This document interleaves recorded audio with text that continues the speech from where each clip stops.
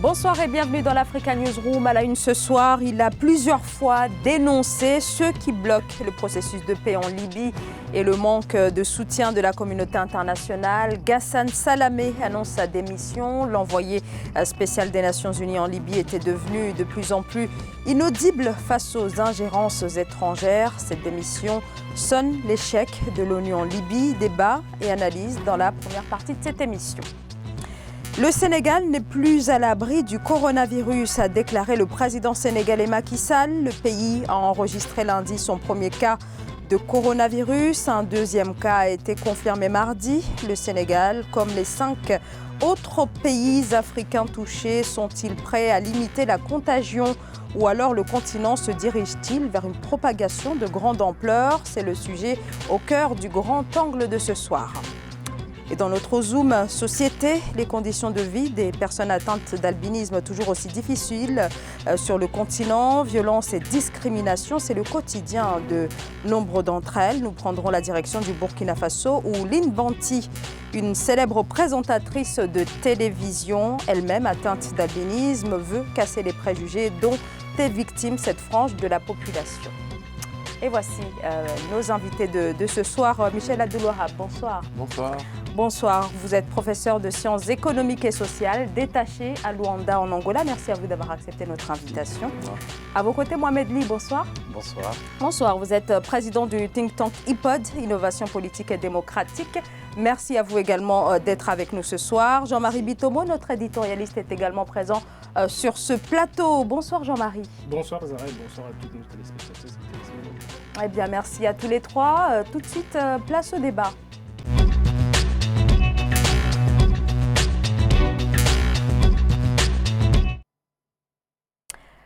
Ghassan Salamé, le médiateur de l'ONU pour la Libye, a démissionné. Il avance des raisons de santé, mais si l'on se penche sur certaines de ses déclarations, surtout ces derniers mois, il en ressort qu'il s'estimait insuffisamment soutenu par la communauté internationale face à l'escalade des ingérences étrangères autour de Tripoli. L'annonce de cette démission intervient alors que les combats s'intensifient en Libye, faisant un peu plus se voler en éclats la fragile trêve instaurée le 12 janvier. Corinne Camdem. Dans une déclaration faite ce dimanche 1er mars, Fathi Bashagha, ministre de l'Intérieur du gouvernement libyen d'union nationale reconnu par la communauté internationale, a fait part de son intention d'amorcer la contre-offensive contre les forces du maréchal Khalifa Haftar, des forces qui essaient de s'emparer de la capitale Tripoli depuis avril 2019. Le cessez-le-feu a été violé par Khalifa Haftar dès le premier jour, mais nous, le GNA, avons de la patience, nous voulons mettre fin à cette crise. Nous ne voulons perdre aucune région de la Libye et nous nous sommes dirigés vers le dialogue et nous insistons toujours sur le dialogue. Mais Haftar est passé d'une violation du cessez-le-feu à une autre attaque. Vendredi dernier, plus de 60 missiles ont été largués sur la base de Mitija et 60 sur Tripoli. Notre défense va passer à l'attaque également parce qu'il n'y a aucun espoir de cesser le feu. Toutes les lois, les connaissances et la sagesse de Khalifa Haftar tournent toutes autour du pistolet. Donc son pistolet doit être cassé afin que nous puissions retourner à la table du dialogue. Les bombardements autour de la capitale se sont intensifiés ces derniers jours et ils ont à plusieurs reprises entraîné la fermeture du seul aéroport de la capitale à Mitiga, tenu par le GNA. Selon les experts, depuis l'annonce du cessez-le-feu le 12 janvier 2020, le conflit a empiré. Fathi Bashagha a appelé les États-Unis et la Grande-Bretagne à faire pression sur les pays soutenant Khalifa Haftar afin de prévenir la crise humanitaire sans précédent qui menace la Libye si la communauté internationale n'intervenait pas. Il va certainement y avoir une crise humanitaire très grave. Les Libyens souffrent de ces batailles et ils fuient maintenant. Un très grand nombre de Libyens ont fui leur ville natale et vivent maintenant dans des conditions inhumaines. En janvier, la Turquie a commencé à envoyer certaines de ses forces et des combattants syriens alliés pour soutenir le gouvernement d'union nationale, ce qui aurait créé un équilibre militaire selon le ministre de l'Intérieur qui devrait amener Khalifa Haftar au dialogue. Alors, dernière actualité concernant la Libye, et nous allons la commenter avec nos invités, c'est bien sûr la démission de l'envoyé spécial de l'ONU en Libye, Ghassan Salamé. Il a démissionné ce 2 mars, au moment où le processus politique en Libye est plus que jamais dans l'impasse. Michel Abdoulouahab, cette démission risque-t-elle de mettre un coup de frein aux efforts de paix en Libye ? Alors déjà, je pense qu'il faut se rappeler, il faut se remémorer un petit peu pourquoi ce conflit perdure depuis finalement maintenant 6 ans, depuis 2014 en fait. Il y a maintenant de tels enjeux migratoires et énergétiques qu'une grande partie de la communauté internationale soutient le général Haftar, qui représente quelque part un gage de stabilité, parce qu'il apparaît comme étant un homme fort, en quelque sorte un nouveau Kadhafi. C'est un nouveau Kadhafi qui va permettre de sécuriser les frontières et surtout de contrôler l'argent du pétrole libyen. Je rappelle que la Libye, c'est la première réserve de pétrole d'Afrique, et de pouvoir exploiter ensuite les gisements gaziers qui se trouvent dans ces eaux territoriales en Méditerranée. Alors pourquoi, plutôt comment arrêter ces combats? Il faut simplement que la communauté internationale, et en particulier les pays qui soutiennent le général Haftar, arrêtent de le soutenir. Je rappelle que ce personnage est soutenu par l'Arabie Saoudite, l'Égypte, les Américains, les Russes aussi. Alors c'est un peu particulier, ça ressemble un petit peu au conflit syrien. En gros, on a à peu près les mêmes protagonistes. Pour globalement les mêmes raisons aussi quelque part des raisons énergétiques, essentiellement gazières. Et puis de l'autre côté, concernant le gouvernement légitime, on a la Turquie, qui elle aussi a des velléités sur les ressources gazières de la Libye. Donc pour stopper ces combats, il faudrait qu'un certain nombre de puissances régionales cessent de soutenir le général Haftar. Donc un jeu plutôt trouble en Libye, c'est ce que dénonçait justement Ghassan Salamé, et peut-être, même s'il avance des raisons effectivement de santé qui l'ont poussé à démissionner, mais ce jeu trouble de la communauté internationale et ce manque de soutien était aussi régulièrement dénoncé par Ghassan Salamé, Mohamed Ly. Oui, bien sûr, ça a été dénoncé et cela s'explique et c'est même cohérent par rapport à son inaudibilité dont vous avez parlé, de céder la place. Comme vient de le dire mon collègue de droite, c'est un terrain, la Libye, extrêmement complexe, même plus complexe que la Syrie, parce qu'elle récupère des conséquences du conflit syrien. On a parlé d'Idlib, la Turquie est au cœur de tous ces problèmes et de toute cette histoire. Et il y a une conséquence de ce qui s'est passé à Munich dernièrement, où on parle du Westlessness, c'est-à-dire l'absence de l'Occident, qui est quand même inédit aujourd'hui dans les relations internationales depuis 1945, et toutes ces conséquences-là, le positionnement de la Turquie qui, en contrôlant une vanne d'immigration sur les régions aussi ouest en Libye par rapport à l'Europe fait des pressions sur l'Europe. Nous savons aujourd'hui l'actualité. Nous avons Madame van der Leyen qui est en Grèce pour rassurer les Grecs. Je ne vais pas m'attarder sur le cas européen, mais tout ceci, quand on parle de géostratégie et de diplomatie, a des répercussions directes en Libye. Et c'est pour ça, en affaiblissant la Turquie sur la scène internationale aujourd'hui, qui a en face d'elle l'Union européenne par rapport aux migrants, qui a en face d'elle à Idlib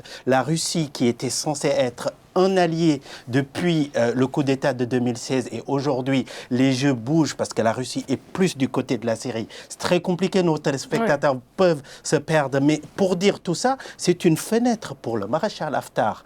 Quand la Turquie est derrière le GNA qui a la légitimité, lui qui a quand même combattu les frères musulmans, comme il dit, il brasse le drapeau anti-islamiste qui peut fonctionner avec l'Occident, à partir de ce moment-là, il a une fenêtre d'affaiblissement de la Turquie pour refaire une offensive sur Tripoli, parce que la Cyrénaïque, il l'a obtenue contre les milices et contre les islamistes. Il a été l'homme fort de Benghazi. Maintenant que la Turquie, qui soutient le GNA, s'affaiblit et a des problèmes diplomatiques et stratégiques, même au sein de l'OTAN par rapport aux Américains, autres, il ouvre un front pour récupérer Tripoli. Et comme l'a si bien expliqué, les enjeux économiques, pétrolière et gazière, surtout pétrolière. Là, maintenant, il se joue en Libye des enjeux extrêmement complexes d'influence. On en a parlé ici sur ce plateau il y a plus d'1 an et on voyait venir tout cela si la communauté internationale ne prend pas la décision ferme, non seulement de légitimer et de donner de la force plus au GNA qu'ils ont installé, mais aussi de parler aux autres puissances pour que l'équilibre en Libye soit un équilibre qui va aux Libyens, mais pas aux intérêts économiques des autres puissances. Jean-Marie Bitomo, alors est-ce que la clé, c'est pas... alors maintenant, en plus que Ghassan Salamé a démissionné, est-ce qu'un nouvel acteur, à savoir l'Union africaine, ne pourrait pas justement profiter de ce, entre guillemets, vide, parce que je pense qu'un nouvel émissaire va être nommé, mais en tout cas s'imposer dans le dossier libyen, peut-être un émissaire qui va pouvoir faire la corrélation entre l'Union africaine et l'ONU. Vous savez, sur ce plateau, nous parlons toujours de la géopolitique et de la géostratégie. C'est relativement simple. Ce qui se passe en Libye est au-dessus, comment on dirait, des acteurs internes de la Libye. Ce sont des acteurs exogènes à la Libye, si vous voulez, qui maîtrisent l'agenda de ce qui se passe en Libye. Depuis que Kadhafi a été tué, qu'est-ce qui s'est passé? On parlait tout à l'heure, le GNA qui a été reconnu officiellement par la communauté internationale. Que s'est-il passé? La communauté internationale joue un double jeu. Tout simplement pourquoi? Parce qu'on nous dit qu'on va mettre les belligérants sur place pour pouvoir apporter la paix au pays. Mais malheureusement, ce n'est pas ce qui se passe. Tout simplement pourquoi? Mes collègues de plateau ont bien situé, si vous voulez, deux camps dans lesquels nous nous trouvons. Dès l'instant que vous avez un camp qui n'a pas son retour sur investissement en tant que tel, parce qu'il ne faut pas que nous nous leurrons là-dessus. La guerre aujourd'hui, si vous voulez, c'est un instrument qui fait fonctionner du business derrière en tant que tel. Donc, dès cet instant-là, que vous avez une partie qui sent que son retour sur investissement n'est pas le retour sur investissement escompté dès le départ, qu'est-ce qui se passe? La déstabilisation continue. Nous disons toujours sur ce plateau, nous parlons de l'Afrique. Qu'est-ce qui se passe? Toutes les grandes messes qui se passent dans le monde entier concernant le continent africain, ce sont des grandes messes qui sont que des mots en tant que tels. Derrière, vous avez des acteurs qui tirent les ficelles de manière en sorte que cette déstabilisation-là puisse continuer. Tout simplement pourquoi? Parce que ça permet aujourd'hui, on ne le dit pas aux gens, comme mon collègue le disait tout à l'heure, M. Lee, on n'en parle pas aux gens. Tout simplement pourquoi? Parce qu'aujourd'hui, le pétrole de la Libye est exploité par des tas et des tas de pays. Tout à l'heure, là, on nous a parlé, ils ont parlé tous les deux de la Turquie. Qu'est-ce qui se passe en Turquie? La Turquie revient maintenant, on veut redessiner le monde plus ou moins. La Turquie se dit, apparemment, la Libye eût appartenu à une certaine époque, comment dirais-je, à la Turquie. Donc, on repart en Turquie. Qu'est-ce qui se passe? C'est-à-dire, vous avez la Libye et la Syrie qui est devant. On traverse la Syrie, on se retrouve en Libye. Donc, à partir de là, il faut que la communauté internationale soit relativement claire avec tout le monde. C'est-à-dire, aujourd'hui, on veut pacifier les États africains, mais on ne met pas en place les stratégies, les actions nécessaires pour pouvoir mettre la paix dans tous les États africains. Je vous rappellerai une chose. Regardez tous les pays africains dans lesquels vous avez des guerres. L'Occident, si vous voulez, ils arrivent dans un pays. Ça va durer quoi? Ça va durer 2 ans, 3 ans, 4 ans, 5 ans. Je ne remonte même pas à la Somalie qu'on connaît aujourd'hui, le Soudan, ainsi de suite. Qu'est-ce qui se passe? Il y a toujours une partition du pays. Et je pense que ce qui se passe en Libye aujourd'hui est en train d'arranger les acteurs internationaux qui, chacun dans son coin, tire son épingle du jeu. Ils ont leur retour sur investissement. La population, les populations africaines, si vous voulez, passent par... comment dirais-je, il n'y a aucune considération là, ça passe par perte et profit. Mohamed Lee. Il y a quand même quelque chose d'assez inédit et je pense qu'en tant qu'analyste et sur tous les analystes, on ne peut pas faire passer quand même l'affaissement de la représentativité de l'Occident, comme il l'appelle, sur la scène internationale. Nous avons vu à Londres Donald Trump, en tant que chef de l'OTAN, leur dire maintenant vos affaires européennes, parce que ça coûte cher les interventions, vous vous en occupez. Et pour aller très vite, Donald Trump s'étant retiré, d'ailleurs dans la même semaine, il y a eu un effet de corrélation où, de la même façon, Macron avait convoqué les présidents africains, ça a été géré, ce n'est plus une convocation, mais pour dire la même chose. Mali nous coûte cher, les autres nous coûtent cher, dans la même veine que les Américains disent maintenant nous nous occupons de nos affaires, vous occupez-vous de vos affaires. Donc il se passe quelque chose et donc l'émergence de nouvelles puissances, la vieille puissance turque, effectivement, comme il l'a très bien dit, et ça change beaucoup de choses dans les relations et ça a des impacts extrêmement importants. Et je reviens à votre première question, et c'est là, il est inadmissible, c'est pas maintenant que l'Union africaine doit se signaler. Son absence est une erreur stratégique des Africains, c'est un manque de responsabilité historique et c'est un manque de solidarité avec le peuple africain libyen. Parce que... Je vous dirais là-dessus, monsieur Lee, si vous voulez, l'Union africaine ne peut rien faire. Si vous voulez, nous savons très très bien, tous, autant que nous sommes, des analystes de la géopolitique et de la géostratégie internationale, c'est que l'Union africaine étant, comment dirais-je, financée de l'extérieur. C'est pour ça que j'ai parlé tout à l'heure. Vous avez des acteurs endogènes et vous avez des acteurs exogènes. Donc, ce sont des acteurs exogènes qui dirigent la manœuvre en tant que telle. Que voulez-vous que l'Union africaine dise dès l'instant que l'organisation est financée de l'extérieur? Et ce sont ces bailleurs de fonds-là qui donnent le carnet de route dont j'ai parlé là tout à l'heure. Donc, il ne faut pas que nous nous leurrions dessus. Il faudrait tout simplement qu'on s'assoie, qu'on se dise qu'on laisse les Africains s'occuper de leurs problèmes en tant que tels. Maintenant, si vous voulez compter sur l'Union africaine, excusez-moi Zara, c'est pour vous dire que ça ne nous mènera nulle part tant que l'Union africaine n'est pas financée par les États africains en tant que tels. Ce sont les financements exogènes qui vont imposer la donne, c'est-à-dire quelles sont les actions à mettre en place sur le terrain. Et j'ai parlé d'une chose tout à l'heure qui semble, si vous voulez, les gens ne semblent ne pas saisir ça. Ça veut dire quoi? L'effort de guerre, c'est un investissement en tant que tel. Revenons, si vous voulez, vous avez la Libye, vous avez le Soudan, c'est-à-dire qui ont été partitionnés. Nous connaissons bien les acteurs, c'est-à-dire exogènes, qui sont derrière ces deux parties-là, en tant que tel. En tout cas, s'agissant de l'Union africaine, une nouvelle réunion du comité de haut niveau sur la Libye devrait s'ouvrir le 12 mars, dit-on, au Congo-Brazzaville. Bien sûr, les pays africains seront représentés. Alors, si on comprend bien, on ne peut pas attendre au grand chose de cette réunion. Juste un dernier mot, si vous me permettez, là-dessus. Ce que je veux dire, c'est qu'au-delà de la froideur de son analyse, et qui est réelle, c'est des faits que nous avons dénoncés, le financement de l'Union africaine, moi je crois aussi à l'activisme symbolique diplomatique. C'est-à-dire, je ne disais pas que l'Union africaine pouvait ou doit régler ce problème, mais même l'absence d'activisme diplomatique des gens qui ont été élus. Je me rappelle ici, nous avons aussi commenté l'élection du nouveau chef de la Commission africaine et autres. On ne peut pas, pour moi, il faut être jaloux de ces prérogatives. C'est une prérogative de certaines institutions africaines de voyager, de prendre du kérosène, d'aller participer à Munich à une conférence. C'est d'ailleurs une anomalie que moi, je n'ai pas pu comprendre des Allemands, pour revenir en parenthèse, et pour rester sur la Libye. À la Réunion, il y a eu un malaise diplomatique. La Tunisie n'avait pas été embarquée. Mais bon sang, comment c'est possible? Alors, on va marquer une très courte pause. On va continuer de parler de la situation en Libye et de la démission de Ghassan Salamé, le positionnement de la communauté internationale et celui également de l'Union africaine. On revient dans quelques secondes. À tout de suite.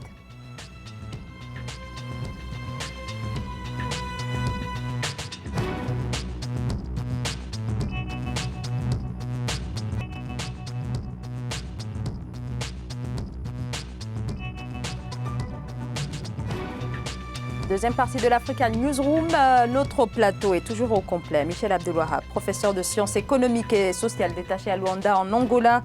Mohamed Ly, président du think tank IPOD d'innovation politique et démocratique. Jean-Marie Bitomo, éditorialiste d'Africa 24. Merci à tous les trois d'être restés sur ce plateau. Nous parlions donc de la situation en Libye, de la démission de l'émissaire de l'ONU en Libye, Ghassan Salamé, mais aussi bien sûr des enjeux qui se jouent toujours sur le terrain, notamment le positionnement de l'Union africaine avec cette réunion qui devrait s'ouvrir dans les prochains jours, le 12 mars, au Congo-Brazzaville, sur la situation en Libye. Alors Mohamed Ly, vous parliez justement du positionnement de l'Union africaine. Pour vous, l'Union pourrait prendre un positionnement un peu plus clair, mais ce que disait Jean-Marie Bitomo juste avant, c'est que l'Union africaine ne peut pas faire grand-chose dans la mesure où elle est encore financée en grande partie par les partenaires extérieurs, notamment les pays occidentaux. Michel Abdelwahab, est-ce que vous aussi, vous soutenez ce positionnement, à savoir que l'Union africaine ne peut pas faire grand-chose sur le dossier libyen? Moi, je suis d'accord avec ce que vient de dire Jean-Marie, c'est-à-dire que les vrais protagonistes de ce conflit ne sont pas en Afrique, ils ne sont même pas africains. Ils sont turcs, ils sont russes, ils sont occidentaux, eu égard à des contraintes donc d'approvisionnement énergétique, de contrôle de la manne pétrolière de la Libye et une nouvelle contrainte qui se développe depuis quelques années, la contrainte migratoire. Et une quatrième contrainte, On soupçonne notamment le GNA d'être plus ou moins allié avec certaines mouvances islamistes, alors que le général Haftar aurait la réputation de plutôt lutter contre l'islam radical, alors qu'en fait, il y a des factions islam radicales aussi chez le général Haftar. Donc, eu égard à toutes ces contraintes, les opérateurs ne sont pas du tout en Afrique. Ce sont les Occidentaux, l'Europe, indirectement les États-Unis, les Russes, les Turcs, les pétromonarchies du Golfe, dont l'Arabie Saoudite, l'Égypte, qui est l'une des plus grandes puissances militaires d'Afrique. Les opérateurs ne sont pas sur le continent, ne siègent même pas à l'Union africaine, à part la Libye peut-être et l'Égypte. Donc, une réunion de l'Union africaine, alors je comprends bien cette dimension un petit peu légaliste, la Libye est un membre de l'Union africaine, ça se passe en Afrique, c'est à l'Union africaine de régler ça, sauf que les protagonistes ne sont pas en Afrique.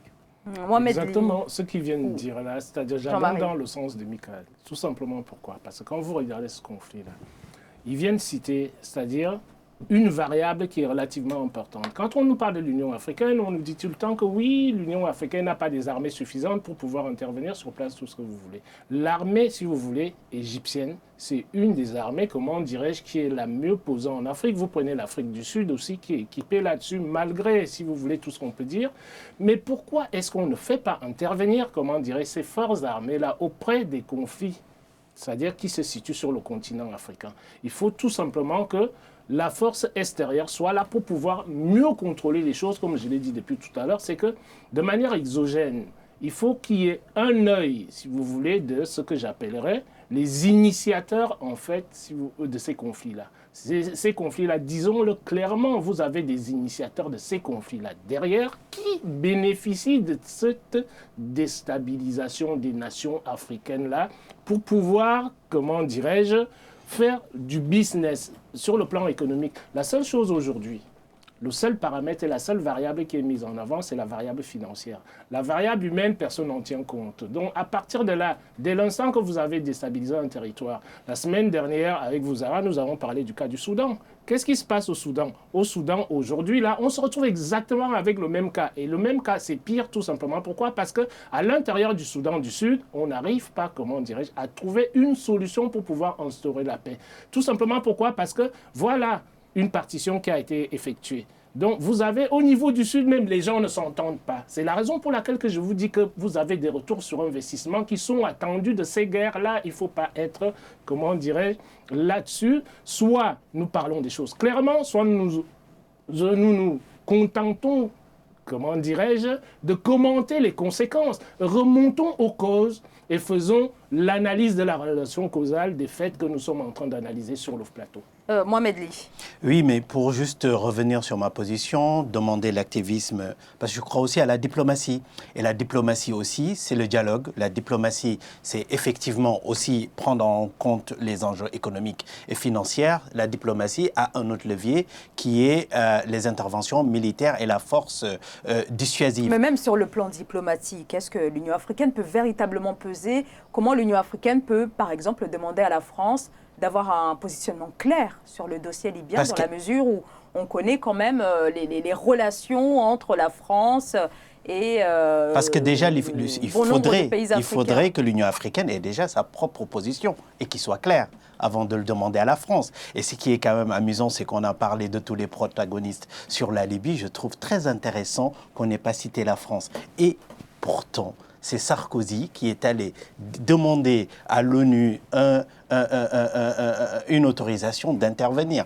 Et tout ça pour revenir, moi j'entends bien tous les enjeux et on se complète, c'est pas la peine que je reprenne mais c'est juste pour dire, il y a quand même quelque chose qui fait qu'en Libye, ça ne se stabilise pas, c'est la multiplicité de nouveaux acteurs et c'est le conflit libyen qui met à nu cette multiplicité après le conflit syrien, mais là c'est l'Afrique qui nous intéresse et nous avons eu des moments, même si ça nous a heurté, un gendarme du monde qui s'appelait les États-Unis. Depuis Barack Obama, la doctrine change un peu. Les doctrines dans les pays occidentaux, comme les États-Unis suivis par la France, l'Allemagne qui bloque la formation d'une armée européenne, ça ne manque pas d'incidence sur les conflits aujourd'hui dans le monde par rapport à la velléité de nouvelles forces, et c'est normal, et même si ça doit amener à un équilibre, je dirais pas de la terreur, mais un équilibre des forces dans le monde, quand même, qui aurait donné un copec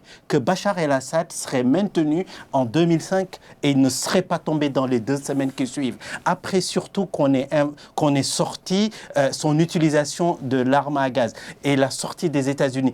Mais c'est la Russie qui l'a maintenu. C'est la Russie parce que... C'est la raison pour laquelle je disais tout à l'heure, M. Lige, moi je répète tout le temps, pratiquement, je vais agacer les gens. Mon discours, il est le même. Tout simplement pourquoi? Vous venez de nous citer la Russie. Oui. Qu'est-ce qui se passe?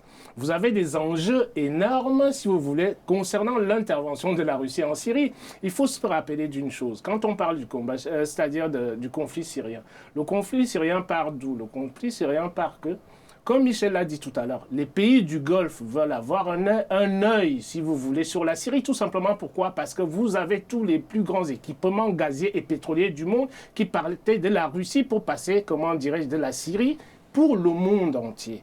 Donc, à partir de là, analysons les faits tels qu'ils se posent, pas uniquement ce que nous voyons. Le plan diplomatique, c'est une chose, sauf que la diplomatie vient à la rescousse de quoi? Elle vient à la rescousse, comment dirais, du business en tant que tel. Soyons clairs là-dessus. Donc maintenant, on va parler de l'Union africaine. L'Union africaine a quel poids là-dessus? Quand vous avez des multinationales internationales qui dictent le jeu en tant que tel. Donc, faisons une bonne lecture des cartes.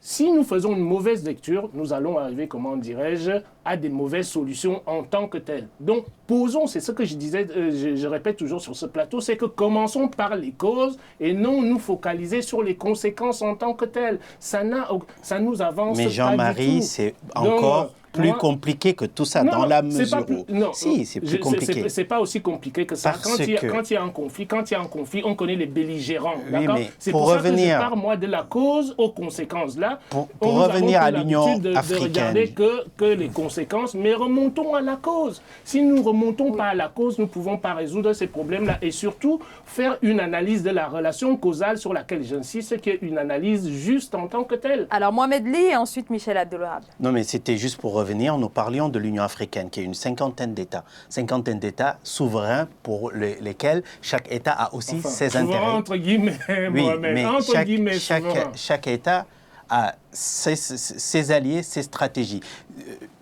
Michel l'a très bien dit. Effectivement, nous avons avec Haftar, l'Arabie Saoudite, nous avons pour aller vite, avec le GNA et Sarraj, nous avons la Turquie et autres. Mais si vous ramenez ça à la géopolitique et aux relations des pays, et vous avez cité l'Égypte, selon vous, ils sont où les intérêts égyptiens par rapport à l'Arabie Saoudite, par rapport à Israël, par rapport à leur propre solution? Par rapport à l'Union africaine. Oui, mais c'est pour dire... Je sais que l'Égypte suit, si vous voulez, nous le savons tous sur le plateau, l'Égypte étant financée par les États-Unis. Donc l'Égypte, si vous voulez, suit la politique des États-Unis. Nous le savons tous.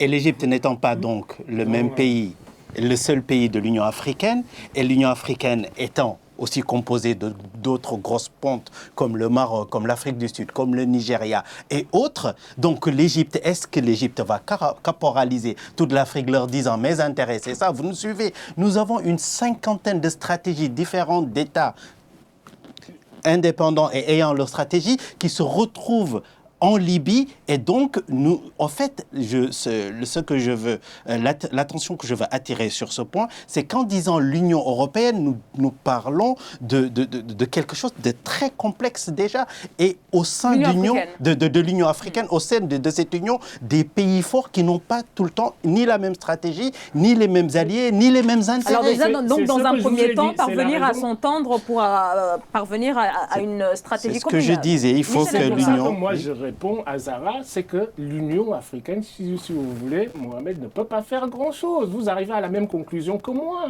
en tant que tel. Même si vous allez me prendre, c'est-à-dire on peut essayer de remonter, si vous voulez, les faits en tant que tel, mais la réalité est celle-là. Bon, j'ai parlé de l'Égypte concernant l'Union africaine.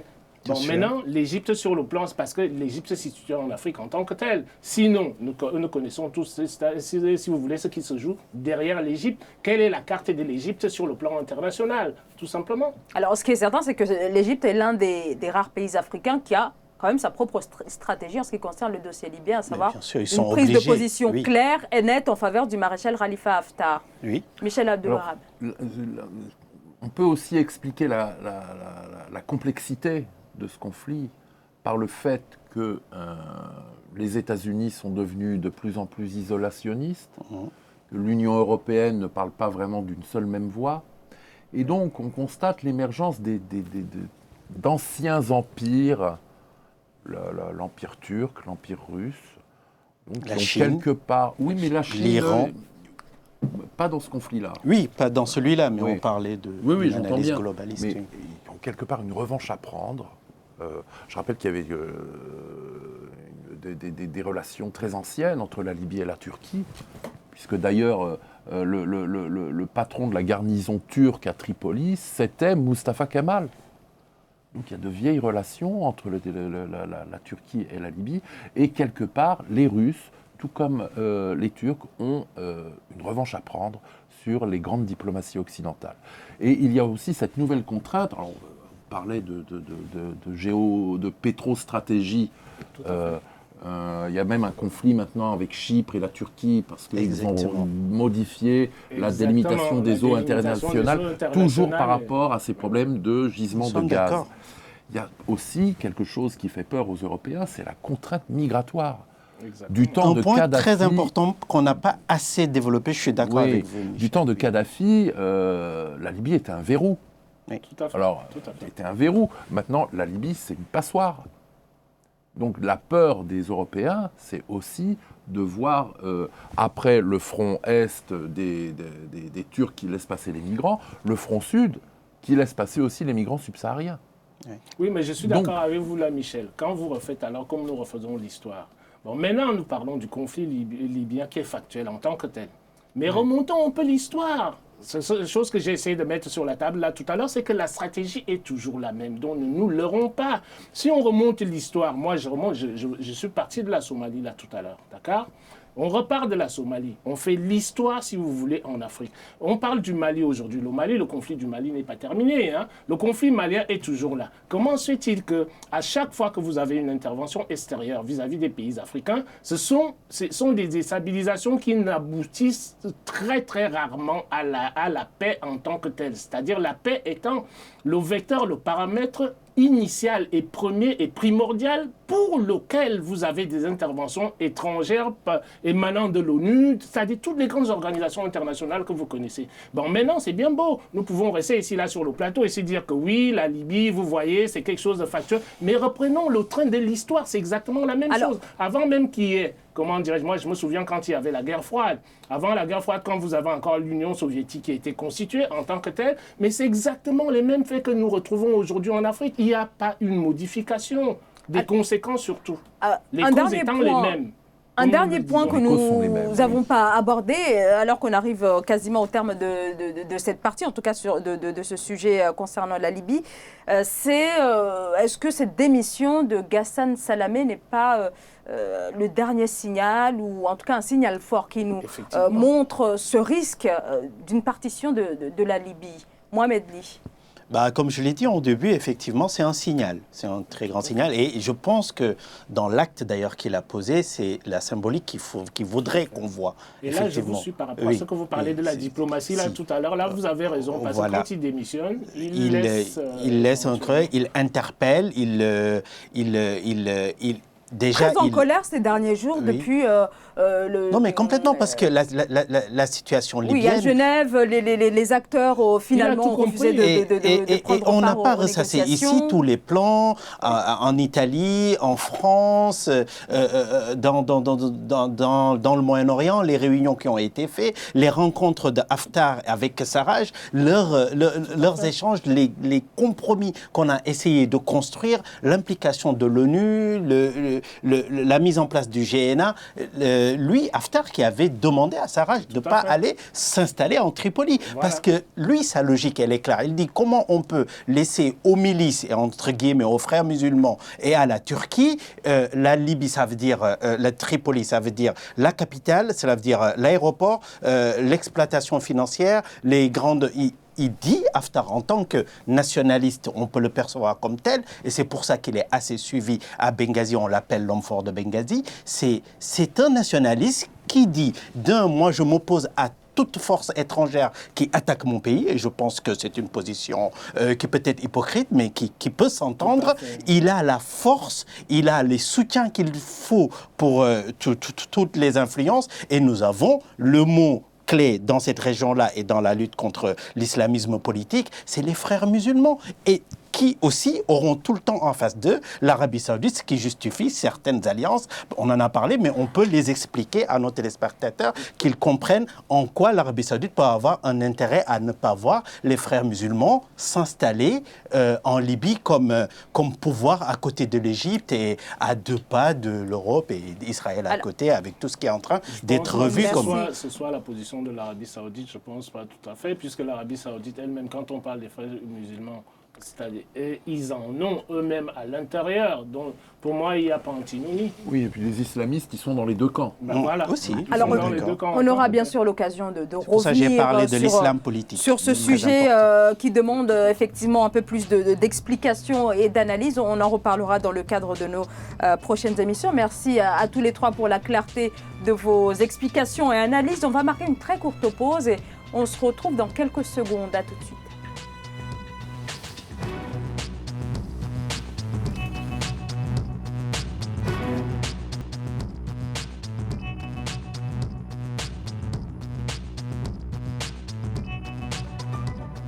Troisième et dernière partie de l'Africa Newsroom. Jean-Marie Bitomo, éditorialiste d'Africa 24. Mohamed Ly, président du think tank IPOD. Michel Abdulwahab, professeur de sciences économiques et sociales, sont toujours avec nous. Et on va tout de suite passer au grand angle.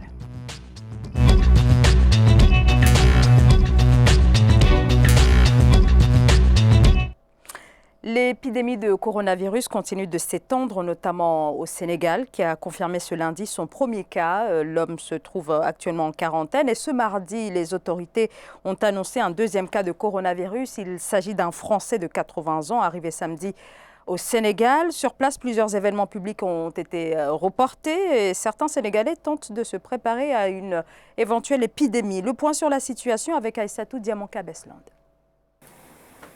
Au Sénégal, c'est la ruée vers les pharmacies depuis la confirmation d'un premier cas de coronavirus dans le pays. Un Français résidant à Dakar, aux Almadies, en provenance de son séjour de ski en France le 29 février et qui aurait emprunté un vol d'Air Sénégal.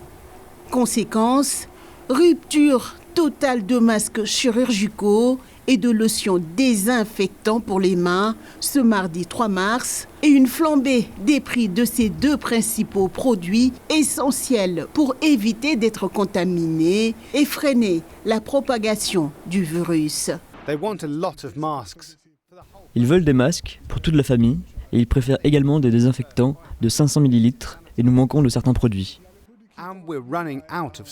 Le coronavirus gagne du terrain. 3 autres personnes ont été testées par l'Institut Pasteur de Dakar ce mardi. Un 2e cas, un franco-sénégalais, a été confirmé à Guédiawaye, une banlieue dakaroise.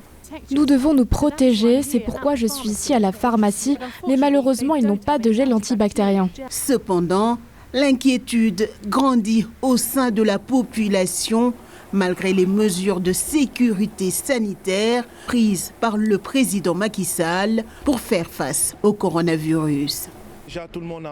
Nous ne pensons pas que le Sénégal est prêt. Quelles sont les mesures que le pays a prises à ce sujet? Et si le virus se propage, va-t-il le déclarer comme l'a fait la Chine dès le départ? Le Sénégal est le 2e pays en Afrique subsaharienne après le Nigeria à être atteint par le virus. Alors, beaucoup d'inquiétudes, on l'a vu dans le sujet. Mohamed Ly, vous connaissez bien la situation sanitaire du Sénégal. Alors, pour l'instant, l'urgence, on peut le dire, pour les autorités, c'est bien sûr de remonter la piste des personnes, ou en tout cas, dans un premier temps, les pistes du patient zéro, qui aurait pu contaminer d'autres personnes, notamment au bord du vol qu'il aurait emprunté. Le 2e patient également, puisqu'il a séjourné également en France avant de retourner au Sénégal. Mais est-ce que les autorités sénégalaises ont les moyens justement de pouvoir pister ces personnes, tous ces voyageurs? En France, il y a une agence dédiée, en tout cas chargée de mener ce type d'enquête, mais est-ce que le Sénégal en a la possibilité? Je vais vous rassurer, non seulement ils en ont la possibilité, ils en ont les moyens, ils ont la traçabilité, et aujourd'hui, la façon dont l'État sénégalais prend en charge cette situation, elle est très responsable et elle est très efficace à mon avis, en tant que think tanker qui réfléchit et qui connaît très bien le pays qui est le mien. Depuis le déclenchement de l'épidémie coronavirus, il y a quand même ce qu'on ne dit pas, mais les experts qui suivent, moi qui suis intéressé par les politiques publiques, il y a le Comité national de gestion des épidémies qui tient quand même une réunion hebdomadaire. Il y a une task force qui travaille autour du ministre de la Santé. Donc sur place à Dakar. Sur place. Ce comité, il est tout le temps là contre les épidémies à cause du déclenchement en Chine du coronavirus. On n'a pas attendu le premier cas. Depuis plus d'un mois, il y a une réunion hebdomadaire dirigée par le ministre de la Santé au sein du Comité national de gestion des épidémies à Dakar, avec les acteurs de riposte sur les crises sanitaires qui sont le SAMU national, le Centre des opérations d'urgence et sanitaire qu'on appelle le COUS, le service des maladies infectieuses et tropicales qui est à l'hôpital Fann, l'Institut Pasteur de Dakar, qui est reconnu pour son expertise en virologie et surtout sur les virus épidémiologiques, le directeur général de la santé et l'OMS, tous autour de la table, surveiller la situation, regarder ce qui se passe dans ce pays-là. Et moi qui est très prompte à critiquer effectivement dans nos politiques publiques quand les choses ne marchent pas, il faut quand même se réjouir que c'est une personne qui appelle au téléphone. Les deux cas, il est important de rappeler, ils nous ont été importés. L'un venant de Nîmes et le deuxième qui a été retrouvé au Roi-Baudouin de Sarcelles. Et c'est-à-dire nos professionnels de la santé ont été très alertes et bien formés pour que ce qu'on appelle laxisme chez nous, pour la plupart, sur un appel téléphonique, il y a eu un déclenchement d'un processus de vérification et de sonde de est-ce que tous les signaux qu'on a eus de cet appel téléphonique n'est pas un cas de coronavirus. Donc sur ce cas, je ne peux pas parler de laxisme. Le conseil présidentiel a été déclenché le lendemain. Le ministre de la Santé est sur le qui-vive. Un centre d'information est mis en place. Je ne dirais pas que c'est parfait. Mais nous qui vivons en Occident, je dirais, c'est une gestion de crise assez propre, assez claire, avec des informations en temps réel pour les chaînes d'information, pour les populations, qui est en train d'être mise, parce que le plus important... Il y a quand même une certaine défiance de la population qui se montre quand même assez méfiante. Est-ce que les autorités disent ne nous cachent pas quelque chose? Effectivement, c'est à ça que je veux... Oui, c'est à ça que j'allais venir, parce que dans nos pays, en général, on n'a pas cette transparence de communication par rapport à nos citoyens et à les responsabiliser. Mais à mon sens, vu le timing des choses, le conseil présidentiel, comme j'ai dit, les réunions hebdomadaires qui sont tenues, il n'y avait rien à dire. Nous avions des bulletins d'information pour dire que le Sénégal était exclu et qu'on n'avait pas de cas. Et au premier cas, il y a eu une communication après un conseil présidentiel, un ministre de la Santé sur le front, comme aujourd'hui en France, un directeur général de la Santé qui est là. Et surtout, c'est que je les invite à comme ils sont en train de le faire, le directeur de l'Institut l'IPD, l'Institut Pasteur de Dakar et du centre de Fann sont écoutés, les experts aussi sont mis à profit parce que c'est leur domaine. En dehors de l'épidémiologie, il y a aussi une affaire de politique publique, de gestion de la panique et aussi de gestion d'une non-stigmatisation de n'importe quelle population, parce que quand même on peut dire, le virus, on n'a pas encore connaissance d'un champ de propagation du virus, on a connaissance de personnes rentrées sur le territoire national avec le virus. Et pour finir, c'est quand même assez inquiétant, effectivement, un avion, c'est un endroit confiné, et le virus, il n'est pas létal. Rappelons-le, il ne tue pas systématiquement, mais il y a des personnes avec qui ils ont partagé 5 heures de vol, qui sont au Sénégal, donc des personnes qui sont répertoriées, désormais qui sont connues. Retrouvées. Pour tous ceux qui ont voyagé sur Dakar, on sait qu'on n'y passe pas les frontières sans avoir laissé ses empreintes digitales, sans avoir été donné son adresse. Et tout ça est en train d'être suivi de façon discrète et efficace, je pense. Mais attention à la panique qui peut, au contraire, enflammer la situation. Alors, Michel Abdul-Wahab, effectivement, le Sénégal est cité comme étant l'un des pays aux côtés du Nigeria, Afrique du Sud ou encore l'Ouganda, un peu mieux préparé que d'autres pays, du continent africain à faire face à une éventuelle épidémie. Mais il reste quand même, la majeure partie des pays africains ne sont pas préparés à cela. Alors, est-ce que le continent se dirige vers une propagation de ce virus-là? Pour l'instant, 6 pays sont répertoriés comme abritant des cas de coronavirus. Oui, alors dans un premier temps, on peut se poser la question pourquoi il y aurait si peu de cas en Afrique, sachant qu'il y a beaucoup d'échanges avec les grandes zones contaminées que sont l'Asie, que sont l'Europe. Donc pour l'instant, alors est-ce que le virus ne survit pas en Afrique? C'est une question.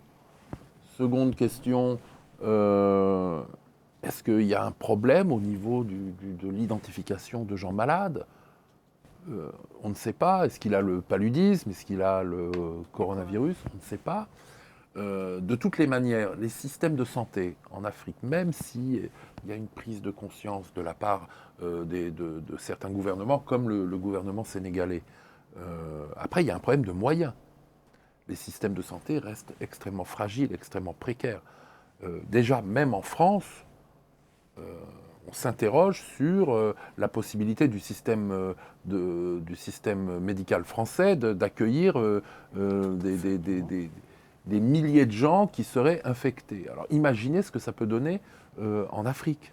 L'Afrique qui fait déjà face à d'autres... Qui fait déjà face à des problèmes de paludisme, de malaria, régulièrement, c'est récurrent. On pense à Ebola en République, à l'est de la République démocratique du Congo. La question se pose encore aujourd'hui. Donc il faut s'attendre à une catastrophe humanitaire et ensuite une catastrophe économique, parce qu'il faut parler de l'économie, que cette pandémie ou cette épidémie, je ne sais pas comment on l'appelle maintenant, a des conséquences économiques sur le développement de ces pays.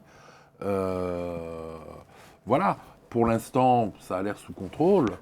Il faut espérer que ça continue. Alors, 14 cas répertoriés pour l'heure dans 6 pays du continent africain. Jean-Marie Bitomo, est-ce que l'Afrique a la possibilité véritablement d'éviter une propagation du virus? Quand on fait une analyse des systèmes de santé, c'est-à-dire qu'on a face à nous, le système de santé en Afrique et tout, il n'existe pratiquement pas. Pratiquement pas. Donc, je me dis, le mode de transmission, si vous voulez, du virus, c'est quoi? Si vous voulez, c'est partir des zones qui sont infectées et qui va se propager éventuellement sur l'Afrique qui nous intéresse. Donc, pour moi, la seule solution que les pays africains doivent mettre en place, c'est-à-dire c'est de la prévention en amont. Ça voudrait dire quoi? Ça voudrait dire que les pays africains doivent être capables, c'est quelque chose que la Russie a fait depuis 2 jours. La Russie a coupé tous les vols, c'est-à-dire au départ et à l'arrivée de la Chine sur le territoire russe en tant que tel. C'est la seule, si vous voulez, chose qui puisse nous sauver là-dessus. Il nous parlait du Sénégal là tout à l'heure. Bon, moi, depuis pratiquement aussi un mois, chez moi au Cameroun, les gens, si vous voulez, les autorités publiques, qu'est-ce qu'elles ont fait? Les autorités publiques ont fait venir des appareils avec des Coréens qui sont des spécialistes pour les positionner au niveau des aéroports. Donc ça voudrait dire que si vous avez un suspect qui arrive et qui n'est pas de nationalité camerounaise, il vaut mieux, si vous voulez, que la personne reparte, si vous voulez, sur sa destination de départ. Tout simplement pourquoi nos systèmes de santé étant tellement défaillants, déjà, quelles que soient les précautions qui peuvent être prises en Afrique, on a déjà un pays dans lequel nous vivons qui est la France. La France a du mal. Michel en parlait là tout à l'heure en se disant que la France se pose la question.